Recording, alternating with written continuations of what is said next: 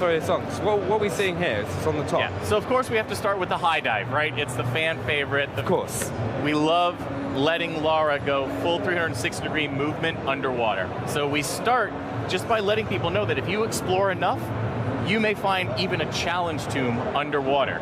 Because underwater survival is a key part of Shadow of the Tomb Raider.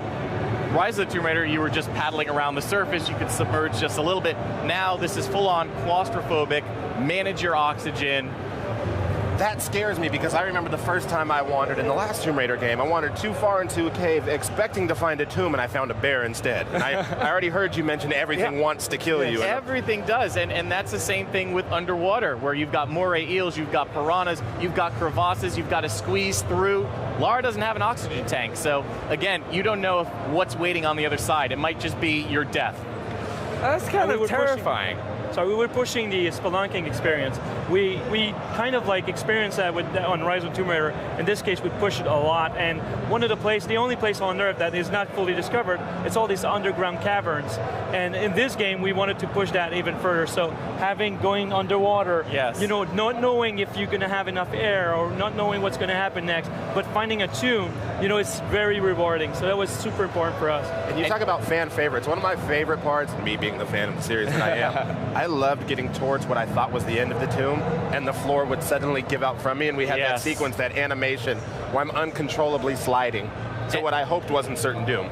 We're absolutely delivering even bigger challenge tombs, so I think you're going to like that, because before, the challenge tombs were great little, smaller areas, but now the crypts are as big as what the challenge tombs used to be in Rise of the Tomb Raider, and now the challenge tombs are as big as the regular tombs. Also, what are we starting to see here, because we're coming up to the end of the gameplay kit? Right, so right now, what you're seeing is another example of all the pieces that Lara has to interact with actually being dangerous as well. You saw that she cut her arm on one of the inactive traps. That's to let you know that those obsidian blades are still going to kill you. So of course there are traps in the tombs, but there are also just puzzle pieces that if you fail to interact with them correctly, will kill you.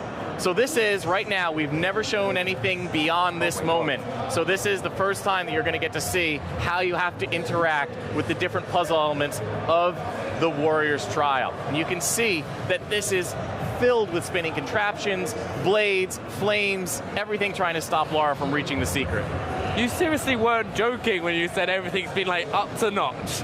But that spinning flame looks incredible. I love that if the camera cut back right now, they'd see Benny and I hunched over watching this gameplay reveal for the first time with everybody else.